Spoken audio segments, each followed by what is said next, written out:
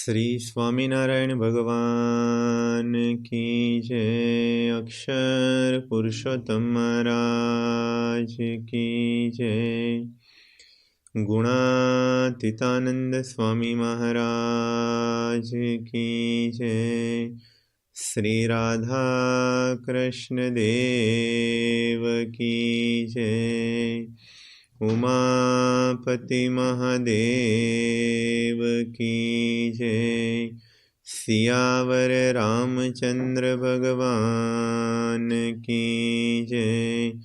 प्रमुख स्वामी महाराज की जय। महंत स्वामी महाराज की जय। प्रमुख स्वामी महाराज शताब्दी महोत्सव की जय।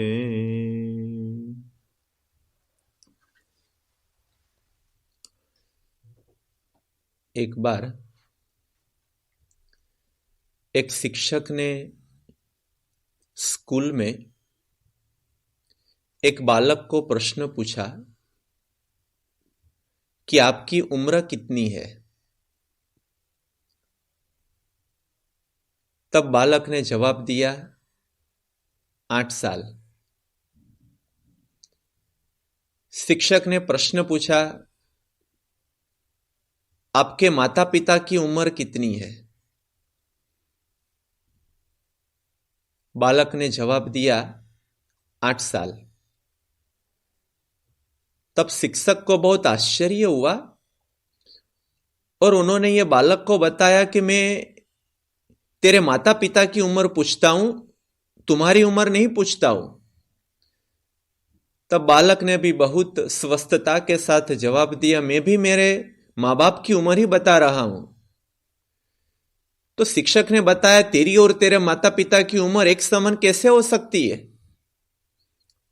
तब बालक ने बताया जब परिवार में मेरा जन्म हुआ तब से मेरे जन्म के बाद उन्हें लोग माता और पिता कहने लगे। जब तक मेरा जन्म नहीं हुआ था तब तक उसे समाज में कोई माँ बाप नहीं कहते थे, इसीलिए जितने साल मेरे हुए उतने ही साल माँ बाप के हुए हैं। तब शिक्षक को पता चला कि बालक के जन्म के साथ व्यक्ति को माता और पिता ये दिव्य शब्द की प्राप्ति होती है और ये बालक के जन्म के साथ उन्हें दैवत्व की प्राप्ति हो जाती है, क्योंकि उपनिषद में अद्भुत मंत्र बताते हुए कहा है मातृदेवो भव पितृदेवो भव। माता और पिता को देव समान जानो, लेकिन जब बालक का जन्म होता है तब ही व्यक्ति माता या तो पिता वो बन सकते हैं। तो बालक ने अपने जन्म के साथ हमें दैवत्व प्रदान कर दिया। तो अब हर माता और पिता की जवाबदारी है कि हमें भी बालक को ऐसे पवित्र संस्कार देकर हम भी बालक को संतान को देवतुल्य बनाए। क्योंकि जब कोई भी संतान की जन्म होती है तब सब एक समान होते हैं। इसीलिए हमारे शास्त्र में बताया कि जन्मना जायते शूद्र संस्कारा द्विज उच्यते।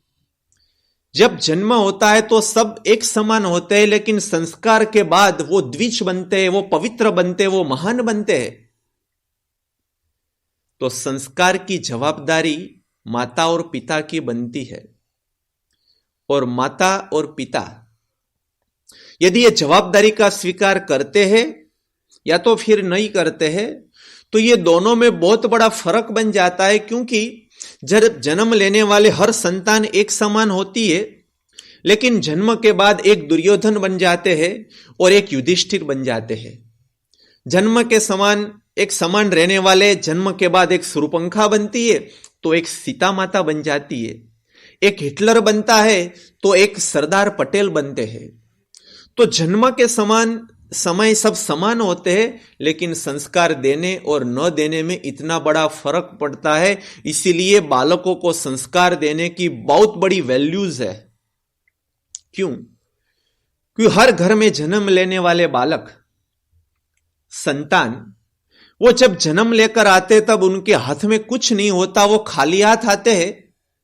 लेकिन आज विश्व में देखते हैं कि खाली हाथ आने वाली संतान के हाथ में समय जाने के बाद कई संतान के हाथ में बीड़ी और सिगारेट आ जाती है, कई संतान के हाथ में गुटखा आ जाती है, कई संतान के हाथ में रिवॉल्वर आ जाती है, कई संतान के हाथ में ड्रग्स आ जाती है, कई संतान के हाथ में नई लेने की सब कुछ चीज आ जाती है। तो उनका कारण क्या है? तो यही कारण है कि जो माता और पिता अपने संतान को संस्कार देने के लिए जागृत नहीं है। तो बहुत जरूरी है। इसीलिए ही कबीरदास जी ने अपने पद में बताया कि जो जागत है वो पावत है, जो सोवत है वो खोवत है, उठ जाग मुसाफिर भोर भयो, अब रेन कहां तू सोवत है। अब माता और पिता जागो, किसके लिए? अपने संतान के संस्कार के लिए। तो आज की सभा में अत्यंत अनिवार्य बाल संस्कार किस प्रकार से हम दे सकते हैं, उन पर थोड़ा चिंतन करेंगे। तो ये संस्कार देने के लिए क्या करना पड़ता है? क्योंकि जिनके जन्म से परिवार में आनंद का एक माहौल बन जाता है, सब हमें बधाई देते हैं, लेकिन समय जाने के बाद वही संतान से माता पिता दुखी बन जाते हैं, समाज में मुंह दिखाने के लायक नहीं रहते उनके वो कुकर्म के कारण। तो ये संस्कार देने के लिए सबसे शुरुआत कहां से होती है? तो हमारे शास्त्र बताते हैं सबसे पहली शुरुआत होती है जब बालक का जन्म भी नहीं होता, उनके पहले जब वो माता के गर्भ में होते हैं, तब हमारे शास्त्रों में लिखा है कि गर्भ संस्कार से बालक के संस्कार, कि माता पिता का जिस प्रकार का व्यवहार होता है उनकी बहुत गहरी असर गर्भ में जन्म लेने वाले बालक के जीवन पर पड़ती है। यह बात भागवत में बहुत ही अच्छी तरह से बताई हुई है, ये गर्भ विज्ञान की बात। क्योंकि असुर कुल में जन्म लेने वाले प्रहलाद के जीवन में इतने अच्छे भक्ति के संस्कार आए कहां से, यह सबके मन में एक प्रश्न था। जब पूछा तब उनकी माता कयाधु ने बताया कि प्रहलाद का जन्म जब होने वाला था, जो गर्भ में था, तब अपनी माता प्रहलाद की मां कयाधु प्रहलाद को लेकर संतों के आश्रम में चली गई थी। वहां संतों की कथा वार्ता सत्संग के लाभ लेती थी, वहां सेवा करती थी। वो सत्संग के सुनने से गर्भ में पड़े हुए बड़े होते हुए प्रहलाद के जीवन में ये संस्कार पड़े और भक्ति के साथ वो असुर कुल में भी एक परम भक्त बने। तो यही गर्भ विज्ञान आज के जमाने में सबने स्वीकार किया है। कुछ समय से पहले अमेरिका के नॉर्थ कैरोलिना यूनिवर्सिटी के दो प्रोफेसर थे, एक का नाम था डी कैस्पर एंड फाइफर। ये दोनों साइंटिस्ट ने एक संशोधन करके विश्व के सामने प्रस्तुत किया कि गर्भ के संस्कार बहुत ही गहरी असर बालक के जीवन में रखते हैं। इसीलिए संस्कार देने की इच्छा रखने वाले माता पिता को गर्भ से ही ध्यान रखना पड़ता है कि ये बालक में हमें कैसे संस्कार देने हैं। आश्चर्य की बात क्या है, सभी को संतान की इच्छा होती है और संतान प्राप्ति के लिए प्रयत्न करते हैं, मेडिकल से भी प्रयत्न करते हैं, भगवान से भी प्रार्थना करते हैं, गुरुजनों को आशीर्वाद भी लेते हैं। लेकिन ये सब इच्छा रखने वाले माता पिता हमारे परिवार में जो बालक और संतान का जन्म होने वाला है वो किस प्रकार का होना चाहिए, उनका विचार कैसा होना चाहिए, ये बालक की वाणी कैसी होनी चाहिए, उनका वर्तन कैसा होना चाहिए, उनका कोई प्लान बनाया हुआ है? हम जब घर बनाने की शुरुआत करते हैं तब सबसे पहले हम आर्किटेक्ट के पास पूरे घर का एक प्लान बनाता है, एक डिजाइन बनाते हैं। वह हम बहुत ही अच्छी तरह से ध्यान रखते हैं कि कितने कमरे होने चाहिए, किचन कहाँ होना चाहिए, उनका कलर क्या होना चाहिए, फर्नीचर किस प्रकार का होना चाहिए, ये सब हम प्लान में बहुत ही अच्छी तरह से ध्यान रखते हैं। लेकिन जब बालक का जन्म होता है तो जन्म से पहले बालक किस प्रकार का होना चाहिए, उनका प्लान माता और पिता दोनों ने साथ में बैठकर कभी बनाया? हम नहीं बनाते। जैसे घर का प्लान में, घर के प्लान बनाने में यदि हमने पूर्व तैयारी नहीं की तो फिर बनने के बाद असंतोष होता है और कहीं तोड़ना भी पड़ता है। उसी तरह से यदि बालक के जन्म के समय पर एक पवित्रता और संस्कार का प्लान नहीं बनाया तो जन्म के बाद हमें बालक की ओर से, संतान की ओर से असंतोष रहता है और फिर दुख महसूस करना पड़ता है। इसीलिए हमारे शास्त्र और प्रमुख स्वामी महाराज बताते हैं कि बालक को गर्भ में से ही संस्कार देने के लिए माता पिता पूर्व तैयारी कर ले। क्योंकि जैसे हम आलू की कोई सब्जी बनाते हैं और वो सब्जी बनाने दो प्रकार की होती है। एक बार आलू को हम काट कर फिर बाहर से ऊपर से मसाले डालें, और एक इस प्रकार की सब्जी है कि वो जब गैस पर सब्जी बनती है तब सब मसाले वो आलू के साथ में डाल देते हैं तो वो मसाला सब आलू के एक एक पीस में एक रूप हो जाता है। और एक ऐसा होता है कि बाहर निकाल कर उन पर फिर मिर्ची डालते हैं, नमक डालते हैं और हर मसाले डालते हैं।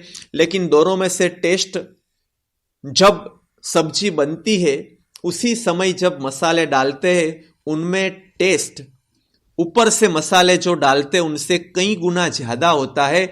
उसी तरह से जब बालक माता के गर्भ में तैयार होता है उसी समय पर जो संस्कार पड़ते हैं वो जन्म के बाद संस्कार जो पड़ते हैं उनसे भी कई गुना ज्यादा होते हैं। इसीलिए गर्भ संस्कार की बात हमारे शास्त्र में बताई है और आज के विज्ञान ने उनका स्वीकार भी किया है।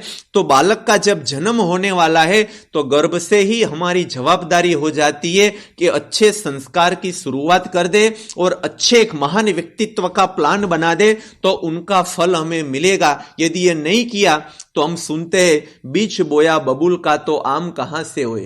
बबूल का बीज बोकर आम की इच्छा रखे वो हरगिज होने वाला नहीं है। इसी तरह से अच्छे बालक के संस्कार नहीं देने के बाद एक संस्कारी बालक की इच्छा रखे ये हरगिज प्राप्ति नहीं होती। तो पहली बात है गर्भ से संस्कार की शुरुआत करें। उसके साथ दूसरी बात है माता और पिता ये दोनों की वर्तन की असर बालक पर पड़ती है। तो माता और पिता का वर्तन किस प्रकार का होना चाहिए, व्यवहार किस प्रकार का होना चाहिए, संतान की होती है। माता और पिता का जैसा वर्तन होता है वैसा ही वर्तन उनकी संतान का होता है। उसी प्रकार से हम इस प्रकार का वर्ताव कर, यदि हमारी इच्छा ऐसी हो कि जब हमारी उम्र हो जाती है और बालक हमारी संतान बड़ी होकर हमारी सेवा करे, प्यार से हमें घर में रखे, तो आज हम अपने माता और पिता के साथ या तो अपने सास और ससुर के साथ किस प्रकार का वर्तन करते हैं, किस प्रकार का व्यवहार करते हैं, ये बालक देखते हैं और देखने के बाद अपने हृदय में ये रिकॉर्ड कर लेते हैं कि इसी प्रकार का वर्ताव जब मेरे माता और पिता बड़े हो जाएंगे, वो जब बुजुर्ग हो जाएंगे, तब मैं भी इसी प्रकार का रिस्पॉन्स उन्हें दूंगा। तो कितनी गहरी छाप पड़ती है। तो अपनी सेवा की इच्छा रखने वाले हर माता पिता को अपने माता पिता के साथ ये वर्तन अच्छी तरह से रखना यह बहुत ही जरूरी है। गिजूभाई नाम के एक बाल संस्कार के कंसल्टेंट थे। एक बार माता और पिता उनके पास गए सलाह लेने के लिए और उन्होंने बताया कि गिजूभाई ये हमारी संतान हमारी कुछ सुनते नहीं है, हम कितनी भी बात करें लेकिन हमारी कुछ सुनते नहीं है। तब गिजूभाई ने आए हुए माता पिता यानी कि पति पत्नी को बताया कि आप एक दूसरे की बात सुनते हैं, आप एक दूसरे की बात को आदर करते हैं।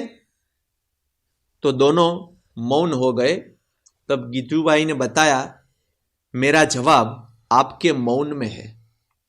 यदि आप एक दूसरों की सुनते नहीं है, एक दूसरों की बात को आदर नहीं दे सकते, तो समझ लो कि आपकी संतान भी आपकी नहीं सुनेंगे और आपको आदर नहीं देंगे। आपको जो भी कुछ चाहिए तो उसी प्रकार का वर्तन रखो। जैसे गांधी जी ने बहुत अच्छी बात बताई। गांधी जी बताते थे कि मेरे माता जब चातुर्मास आते थे तब वो एक विशेष प्रकार का व्रत करते थे। जब तक सूर्य दर्शन नहीं होता तब तक जल का एक बूंद भी अपने पीते नहीं थे। तो कई बार तो ऐसा होता था इंडिया में, जब ये मॉनसून की सीजन होती है तो सूर्य नहीं निकलता नहीं है। चंद सेकंडों के लिए सूर्य जब निकलता है तो गांधी जी बताते थे कि मैं अपनी माता को बुलाता था और माता दौड़ते दौड़ते बाहर आती थी, लेकिन उस समय बादल उस पर सूर्य पर आ जाता था तो सूर्य दर्शन नहीं होता था, तो माता जल का एक बूंद भी नहीं पीती थी। मैं कई बार समझाते थे कि माँ पी लो, अभी तो ये मानसून की मौसम है तो यहां तो पूरे दिन सूर्य नहीं भी निकल सकता। तब माता बताती थी मैंने ये नियम लिया है तो नहीं निकलेगा तो पूरे दिन मैं प्यासी रहूंगी, लेकिन मेरा जो नियम है यह मैं नहीं तोड़ूंगी। तब गांधी जी बताते बचपन में मैंने मेरी माता से ये संस्कार प्राप्त किए। इस प्रकार के जो व्रत और तप मैंने देखे अपने मां के जीवन में, वही संस्कार की असर से गांधी जी जब भारत की आजादी की बात में आगे बढ़ रहे थे तब वो जो अहिंसा के मार्ग पर और सत्याग्रह के मार्ग पर, जब अनशन व्रत के मार्ग पर उन्होंने जो अहिंसक क्रांति की, उनका जो बल प्राप्त कब हुआ, तब गांधी जी बताते थे मेरे माता के वर्तन के दर्शन से मेरे ऊपर ये संस्कार आए हैं। तो उसी तरह से जैसे माता के पिता का वर्तन, उसी प्रकार का एक व्यवहार की असर बालक पर पड़ती है। जैसे आप देखो प्रमुख स्वामी महाराज, आज महंत स्वामी महाराज इतने बड़े धर्मगुरु है, लेकिन उनके वर्तन की असर उनके शिष्यों पर कितनी पड़ती है। वो भगवान की शुद्ध भाव से भक्ति करते हैं। तो आप पूरे विश्व के सभी देशों में देखो छोटे छोटे बच्चे भी भगवान की भक्ति करते हैं, वो सेवा करते हैं। तो उनमें से ये सेवा का गुण सीखकर देखो पूरे शिष्य समुदाय में, पूरे विश्व में कितनी मानव जात की सेवा के लिए ये सब वॉलंटियर्स का फोर्स लगा हुआ है। उनके पीछे है गुरु का आचरण, गुरु का वर्तन। तो जैसा माता और पिता का वर्तन, वैसा ही वर्तन अपने संतान पर पड़ते हैं। इसीलिए श्रीमद् भगवत गीता में श्री कृष्ण भगवान कहते हैं यद यद आचरति श्रेष्ठः तत्तद देवे तरो जनः। श्रेष्ठ व्यक्ति जिस प्रकार का आचरण करती है उसी प्रकार की असर उनकी नीचे वाली व्यक्ति पर पड़ती है। उसी प्रकार से माता पिता के वर्तन की असर अपने संतान पर पड़ती है। तो संतान के संस्कार के लिए माता और पिता का जीवन, उनका व्यवहार, उनका आचरण भी अच्छा होना ही चाहिए, तो ही संतान का आचरण अच्छा होता है। तो दूसरी बात हमें यह समझने मिलती है कि वर्तन की असर होती है तो वर्तन पवित्र और शुद्ध रखे। संस्कार के लिए तीसरी एक महत्वपूर्ण बाबत है, यह बाबत है अपने संतान को, अपने बच्चे के छोटे छोटे कार्य में उसे प्रोत्साहित करे, उसको एप्रिसिएट करे। करने और नहीं करने से क्या असर होती है। एक पिता अपने एक छोटे बालक ने बनाई हुई एक कागज के प्लेन की कदर नहीं की, प्रोत्साहन नहीं दिया, तो एक इंजीनियर का खून हो गया। और एक पिता ने बालक ने बनाया हुआ कोई चित्र, उनको अप्रिशिएट किया, तो एक बहुत बड़ा व्यक्ति, एक चित्रकार बन जाते हैं। उसी प्रकार से कई बार ऐसा होता है कि हमारे घर में बड़े होते हुए हमारी संतान छोटी मोटी कोई चीज करती है, कोई पेंटिंग्स करते हैं, या तो कोई फिर लेगो में कोई अच्छा प्रकार का कोई बनाते हैं, तो इतने ही प्यार से, इतने ही प्रेम से उनकी बात हम सुने, उन्होंने जो भी कुछ बनाया है वो हम देखे, उसे समझे, उसे प्रोत्साहित करने का प्रयत्न करें, तो वो संतान बड़ी होकर बहुत बड़ा काम कर सकती है। लेकिन जो माता पिता उससे प्रोत्साहित नहीं करते, वो संतान बड़े होकर भी इतने महान व्यक्ति नहीं बन सकते। तो महान बनाने के लिए जरूरत होती है कि नीचे वाली छोटी व्यक्तियों को प्रोत्साहित करना, उनके जो भी कुछ कर्म होते हैं, उनकी जो भी कुछ क्रिया होती है, उन्होंने जो भी हमें कुछ मदद की है, उनके लिए उसे अप्रिशिएट करना। जैसे प्रमुख स्वामी महाराज बहुत बड़े एक महान संत थे, लेकिन वो इतने बड़े कार्य कर सके, उनके पीछे था छोटी छोटी बात में वो सबको प्रोत्साहित करते थे। जब दिल्ली अक्षरधाम का कार्य चालू था, तब वो अक्षरधाम के जो पिंक स्टोन, उनमें कार्विंग करने वाले जो मजदूर वो राजस्थान में काम करते थे। तो प्रमुख स्वामी महाराज के मन में विचार आया कि इतने बड़े अक्षरधाम का काम करने वाले और उसको सुशोभित करने वाले व्यक्ति को भी मुझे मिलना है। तब समर का टाइम था, बहुत ही धूप थी, फिर भी प्रमुख स्वामी महाराज वहां गए। छोटे छोटे मजदूर को वो मिले, एक एक व्यक्ति के पास जाकर उन्हें आशीर्वाद दिए और आशीर्वाद के रूप में हर एक जीवंत व्यक्ति के सिर पर गुलाब का पुष्प रखा। और ये देखकर जो काम करने वाले मजदूर इतने लागनीशील हो गए और तब उन्होंने आंख में अश्रु के साथ बताया कि आज तक हमारी बनाई हुई मूर्ति पर लोग भाव से, प्रेम से फूल चढ़ाते हैं, लेकिन पहली बार ऐसा हुआ कि मूर्ति बनाने वाले पर कोई ने फूल चढ़ाए हो। ये प्रमुख स्वामी महाराज ने सबसे पहले फूल चढ़ाए। तो अपना सब कुछ छोड़कर भी ये लोग ये मंदिर की जो कार्विंग की कामकाज में लगे हुए थे, और इतना फोर्स आया कि जो काम 50 साल में पूरा होने वाला था, वही काम 5 साल में हो गया। तो हर छोटी सी व्यक्ति को भी प्रमुख स्वामी महाराज प्रोत्साहित करते थे। बॉम्बे में एक छोटा सा बालक था, वो एक संगीत के क्षेत्र में आगे बढ़ने की इच्छा रखता था और भगवान का भजन गीत वो स्वामी जी के सामने गाते थे। तो स्वामी भी प्यार से उन्हें सुनते थे और आगे बढ़ने के लिए प्रोत्साहित करते थे। तो बालक बड़े होकर आगे बढ़ते बढ़ते बहुत बड़े एक नेशनल सिंगर जयदीप स्वाद्या बन गए। बॉम्बे में ही एक धारावी की झुपड़पट्टी जैसी एक बहुत ही छोटी सी जगह पर रहने वाला एक बालक स्वामी जी के पास आते थे, कई छोटी बड़ी बात करते, स्वामी जी सुनते थे, उसे समय देते थे, उन्हें आगे बढ़ने के लिए प्रोत्साहित करते थे। और फिर आगे बढ़ते बढ़ते वो छोटा सा लगता हुआ बालक एक प्रोत्साहन के कारण वो एक यशवंत जेठवा नाम से आईपीएस ऑफिसर बनकर आज नरेंद्र मोदी जी की जो पर्सनल सिक्योरिटी होती है वहां उनकी सेवा कर रहे हैं। तो छोटी सी व्यक्ति को प्रोत्साहन देने से कितने महान बन जाते हैं। हमारे संतों में एक पूज्य भद्रेश स्वामी जी है। छोटी सी उम्र में उन्होंने संत की दीक्षा ली। तब तो इतने पढ़े लिखे नहीं थे, लेकिन थोड़ा ज्यादा वो संस्कृत बोलते थे, तो स्वामी जी उन्हें सुनते थे, बड़े प्यार से उन्हें प्रोत्साहित करते थे। लेटर लिख के भी उन्हें एक पॉजिटिव एनर्जी उन्हें देते थे कि आप ये संस्कृत के क्षेत्र में, वेदांत के क्षेत्र में आप आगे बढ़ो।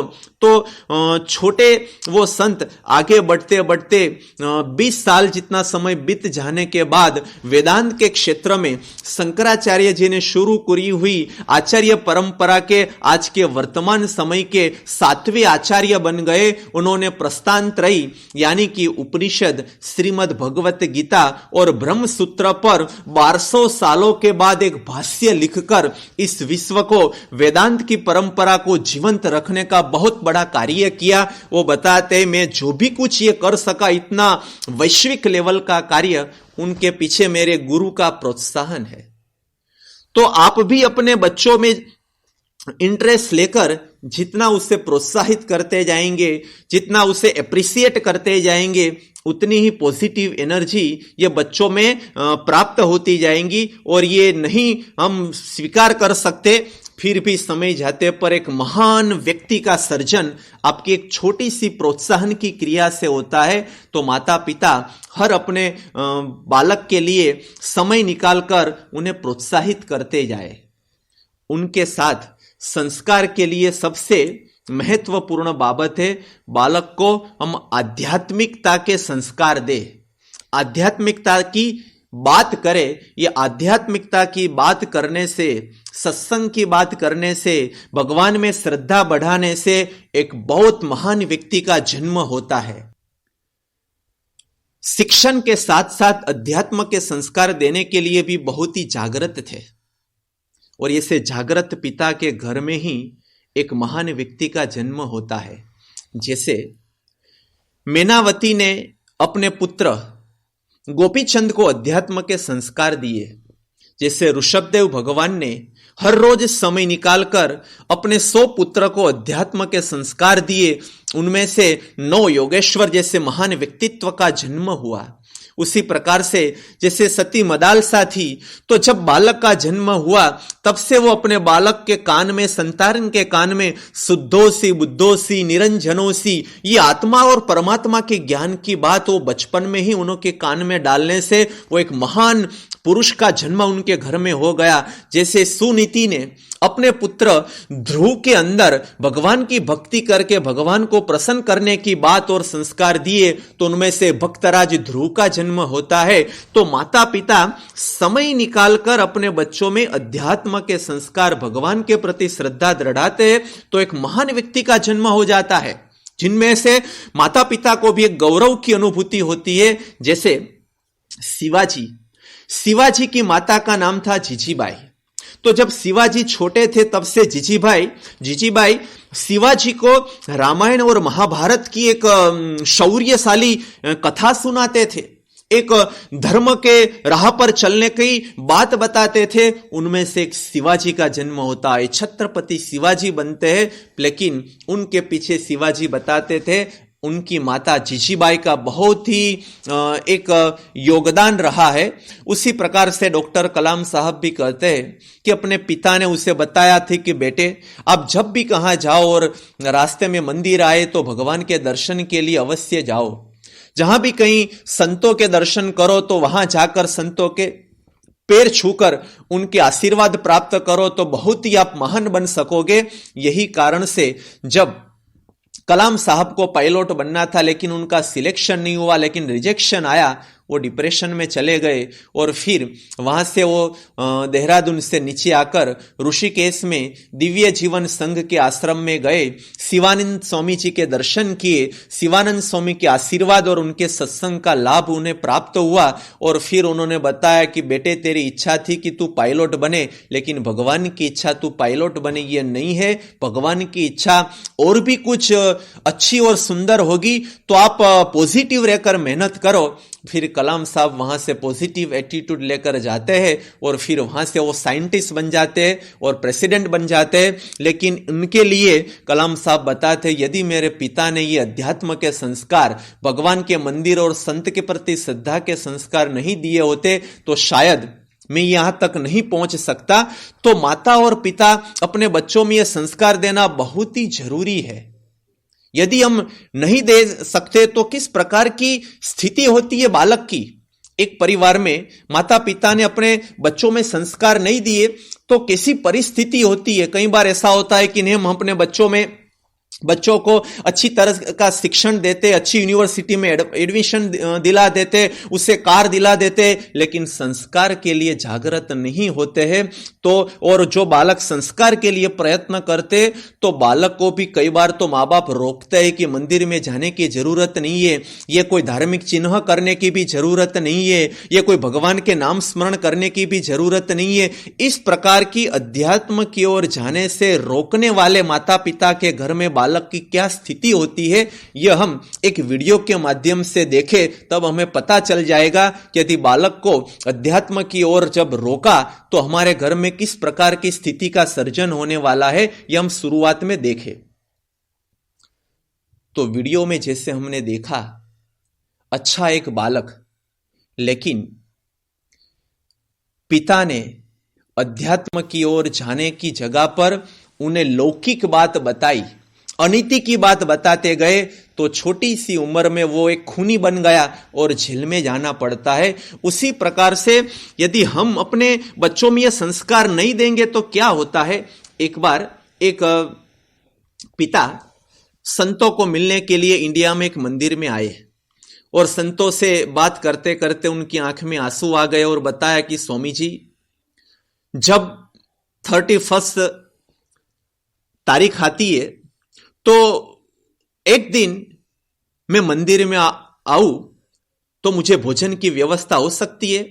तब संतों ने बताया क्यों नहीं, लेकिन आप क्यों 31 तारीख के लिए बोलते हैं, दूसरे दिन के लिए क्यों नहीं बताते। तब वो पिता ने बताया कि स्वामी,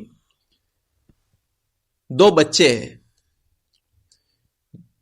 बचपन से ही मुझे ऐसी इच्छा थी कि ये दोनों बच्चों को अच्छी तरह से पढ़ाकर जीवन में बहुत आगे बढ़ा दूं। इसीलिए दुख को सहन कर कर अपना जो भी कुछ था वो सब दांव पर लगाकर दोनों बच्चों को मैंने पढ़ाया।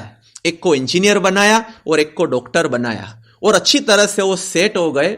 जब अब मैं रिटायर्ड हो गया, मेरे पास अपना मकान भी नहीं है, मेरे पास कुछ पूंजी भी नहीं है, कुछ पैसा भी नहीं है, तो फिर अब मैं अपने बच्चों के साथ रहकर अपना जीवन पसार करने का सोचता था। लेकिन दोनों मेरी संतान में से एक बेटे ने बताया कि 1 से 15 तारीख तक आप मेरे घर में खाना खाने के लिए आ सकते हो। दूसरा ने बताया कि 16 से 30 तारीख तक आप मेरे घर में आ सकते हो। लेकिन जब 31 तारीख होती है तब दोनों में से कोई भी मुझे घर बुलाकर एक खाना नहीं दे सकते। इसीलिए आपको विनंती है कि आप मुझे 31 तारीख को मंदिर में भोजन की व्यवस्था कर सकते हो। तब संतों ने बताया कि कोई बात नहीं, हम मंदिर में आपकी हर व्यवस्था करेंगे। तब पिता ने बताया कि मैंने बच्चों के लिए सब कुछ किया, लेकिन माता पिता की सेवा करने के संस्कार, अध्यात्म के संस्कार नहीं दिए, तो आज ये भुगतना पड़ता है। और दूसरी ओर देखो, श्रवण कुमार के माता पिता ने श्रवण को अच्छी तरह से शिक्षण नहीं दिया था, लेकिन संस्कार दिया था। तो जब अंध माता और पिता को इच्छा हुई कि मुझे अब यात्रा करनी है और सब तीर्थ स्थान में जाकर भगवान के दर्शन करने हैं, तो श्रवण कुमार ने अपने जीवन के कितने दिनों सब साइड पर रख दिए और अपने माता और पिता को कावड़ में बिठाकर अपने कंधों पर उनका वजन लेकर वो 68 तीर्थ की यात्रा करने के लिए गए। तब माता पिता को बहुत ही संतोष हुआ कि शायद हमने और कुछ नहीं दिया, लेकिन सेवा, भक्ति और अध्यात्म के संस्कार दिए, तो आज हमारे बेटे हमारी सेवा कर रहे हैं। एक बार एक पिता अपने बच्चों को लेकर ये ऑस्ट्रेलिया देश में मंदिर में आए।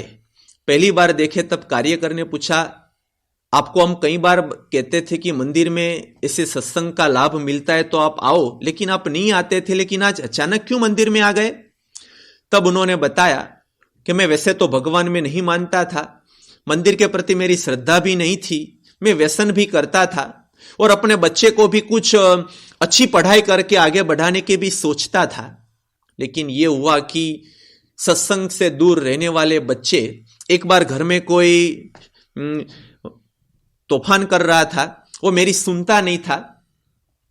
फिर उसे मैंने डांटा और थोड़ा मार भी मारा, तो तुरंत ही ये 6 साल के बच्चे ने 000 डायल कर दिया और पुलिस को बुला लिया। जब पुलिस वहां घर में आती है तब मैंने समझाया कि तो मेरा बेटा है और गलती से ने ये कर दिया। तब पुलिस ने बताया कि गलती से किया है तो पहली बार छोड़ देते, लेकिन अब नेक्स्ट टाइम यदि ये 000 डायल करेंगे तो आपको जेल में आना पड़ेगा। तब वो बताते हैं कि तब से मेरी आंखों खुल गई कि यदि हम मंदिर में नहीं जाएंगे और ये अध्यात्म के संस्कार नहीं देंगे तो जेल में जाना पड़ेगा। तो जेल में जाने से अच्छे तो अपने परिवार के साथ, अपने संतान के साथ मंदिर में जाकर सत्संग का लाभ और भगवान की भक्ति करे तो ये बहुत बड़ी बात होती बन जाएगी। इसीलिए जेल में जाने से अच्छी बात है कि मंदिर में आए। इसीलिए हम मंदिर में आने की शुरुआत करते हैं और अब से हर इतवार को मंदिर में सत्संग के लिए आएंगे। तो ये परिस्थिति इस देश में है। यदि हम संस्कार नहीं देंगे तो ये प्रकार की परिस्थिति आती है। तो अध्यात्म के संस्कार देने वो बहुत ही जरूरी है और उनकी जिम्मेदारी माता और पिता की बनती है। समय नहीं है फिर भी समय निकाल के अपने संतान के लिए ये संस्कार देना बहुत ही इन्वेस्टमेंट है, ये टाइम वेस्ट नहीं है। लेकिन संस्कारित करने के लिए जो समय देंगे ने वही इन्वेस्टमेंट है। हम सब कुछ देते, खिलौने अच्छे देते, फोन देते थे और उनके साथ अच्छी स्कूल में एडमिशन दिलवा देते हैं, उनको घूमने के लिए ले जाते हैं, लेकिन उनसे भी ज्यादा जरूरत होती है ये मासूम और निर्दोष संतान और ये बच्चों में संस्कार की, और वो माँ बाप ही दे सकते हैं, उनके अलावा ये कोई भी नहीं दे सकते। माँ बाप संस्कार दे सकते और उनके साथ साथ वो मंदिर में संतों के पास लाकर अध्यात्म के संस्कार देने से वो बहुत ही महान व्यक्ति बन सकते हैं। तो ये प्रमुख स्वामी महाराज हर हमेशा बताते थे कि यदि आपने अपने बच्चों में, संतान में संस्कार नहीं दिए तो संपत्ति और संतति दोनों गंवाने का समय आ जाएगा। हमने सब कुछ दिया लेकिन संस्कार नहीं दिया, तो प्रमुख स्वामी महाराज ने बहुत ही स्पष्ट रूप से बताया था कि आपको अपनी संतति भी को गंवाना पड़ेगा और संपत्ति को भी गंवाना पड़ेगा, ये नहीं छोड़ना हो। तो इसीलिए यहां एक सत्संग सभा का आयोजन और मंदिर का आयोजन किया हुआ है। तो हम भी अपने घर में भी यह संस्कार, ये हमारी भारतीय संस्कृति की परंपरा को जीवंत रखे।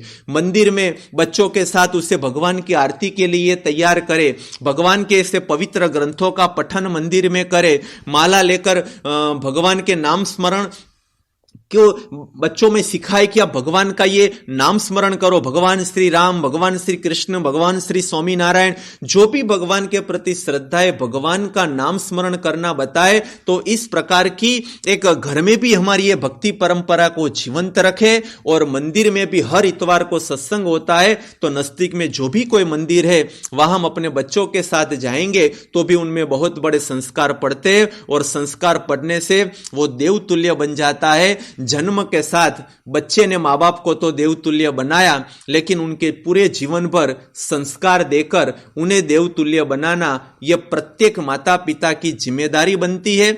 तो हम भी हमारी जिम्मेदारी निभाए और उन्हें देवतुल्य बनाए। उनके लिए भगवान हर माँ बाप को ऐसी अच्छी प्रेरणा दे, इस प्रकार की शक्ति प्रदान करे, और हर घर में ऐसे एक महान पुरुष का, जो अभी छोटे लगते हैं लेकिन छोटे बालक भविष्य के एक महान व्यक्ति है, ऐसे महान व्यक्ति का जन्म हर घर में हो सके, यही भगवान के श्री चरणों में प्रार्थना।